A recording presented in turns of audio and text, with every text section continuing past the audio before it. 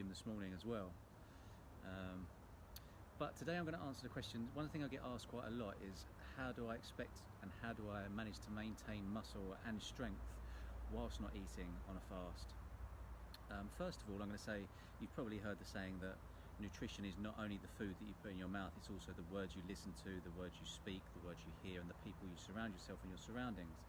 And this is very true. I noticed this from a very young age, being quite clairaudient, that music and words could definitely change my energy field quite rapidly. I mean, today I got a little bit lethargic around sort of 4 o'clock and put on some music and it lifted my energy instantly, because we are 72% water, and I don't know if you've read the study by I think it's Masatoru Emuru, done a study on water and how it's affected by sound.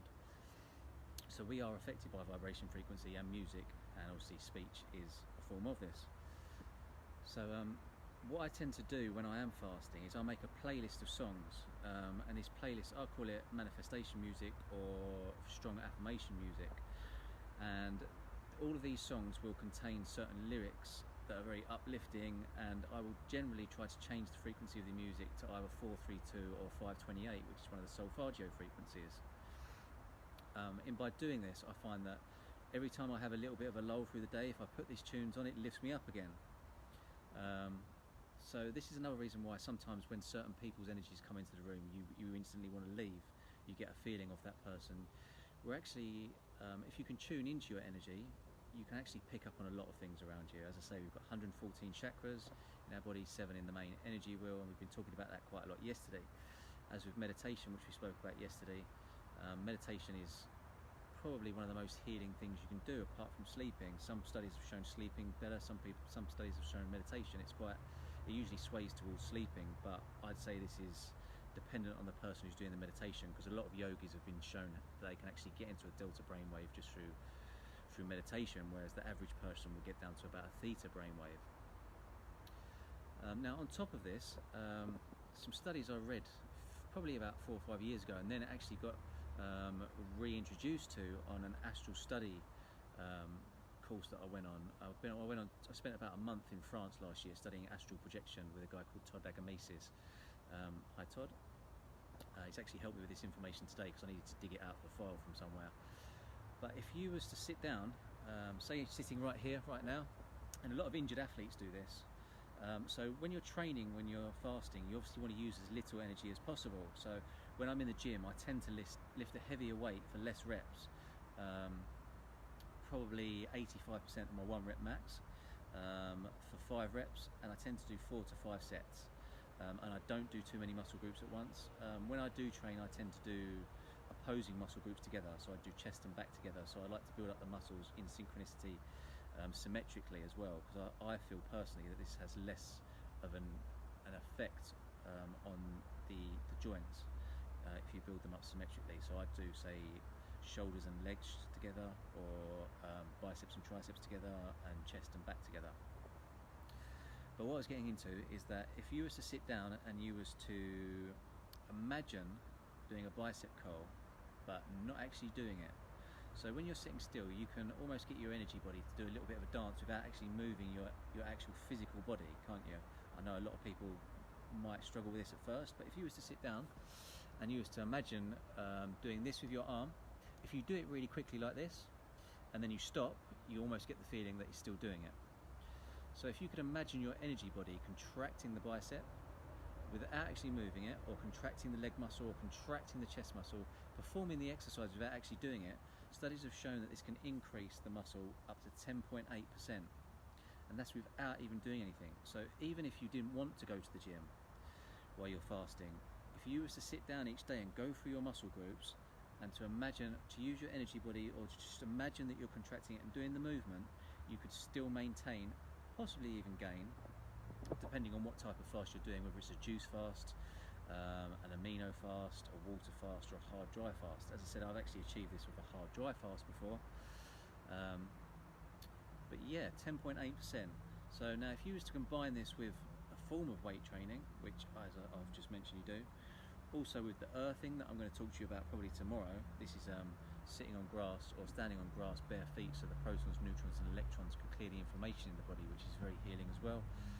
Personally, my hypothesis is that when the body gets inflammation, you get an energy blockage. Once you've got an energy blockage, if you start to imagine you've got an illness, or you see it on TV, or you see a medication advert, or you go to the doctors and they tell you you've got an illness, you start to get that energy blockage and you start to build up negative energy around it, and then you start to get ill from that. And if you tell somebody you're ill, you've got cancer or this or that, their energy around you changes it, they project it onto you. All of a sudden you've got this whole energy around you that you didn't even need. And there is actually cases of people getting told they've got lung cancer, that person dying 6 months later, and then finding out that the prognosis was actually for someone else. These are all studies you can find yourself and look into. If anyone wants any information on it, then I can ping them over to you. I'm not just going to post them on the internet, but either of those studies, even the ones with gaining 10% of muscle, I can ping them over to you. Now, when you add on top of this sun gazing, which, as I said to you, I believe that every food you eat takes its energy from the sun, and you're eating a byproduct. So the purest form of energy you can get is sun. Whether this is sunbathing, sun gazing, it's the purest form of energy as far as I'm concerned. A lot of people say to me that it's absolute bollocks and there's no way you can put weight on. I'm going to do it. I reckon within the next 2 years I will only eat for pleasure, 100%. I believe that food slows you down, and from the fasting that I've done personally and from my personal experience, I have felt so energetic and so connected whenever I've done a fast, using all these different modalities to increase my energy, that food just seems to slow me down. I do enjoy food, so I'm not going to lie, I probably will go back to eating maybe one meal a day. The majority of the foods I eat will be live foods. As I said before, fruit is 90% water, vegetables are 72% water, the human body is 72% water. We are a vibrational frequency tool. This is another reason why I say put the pink Himalayan salt into the water sometimes, because if you remove minerals from water, it becomes less conductive. If you put minerals back into water, it becomes more conductive. We want to be conducting the vibrations and frequencies that we want to send out, and not accepting negative ones coming in. On top of this, there is also, let me think, I've lost my track for a second, go off on tandem so much. So the affirmations. So every night before I go to bed, I will say an affirmation that my body is regenerating, recuperating, remineralizing, renourishing, getting all the amino acids and proteins that it needs.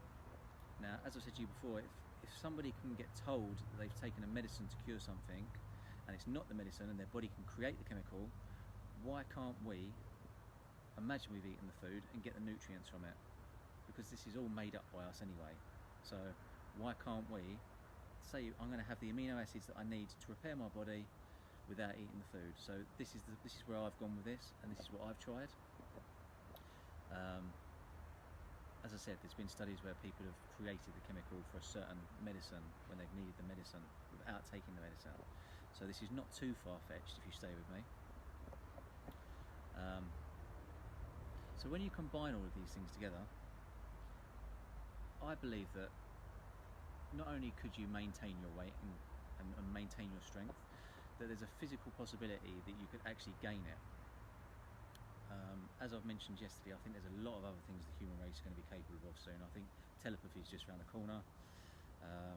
I think telekinesis is a serious prospect. There's already a guy in Fort Lauderdale in Florida that has been tested left, right and centre and can actually move objects, metal objects, wooden objects.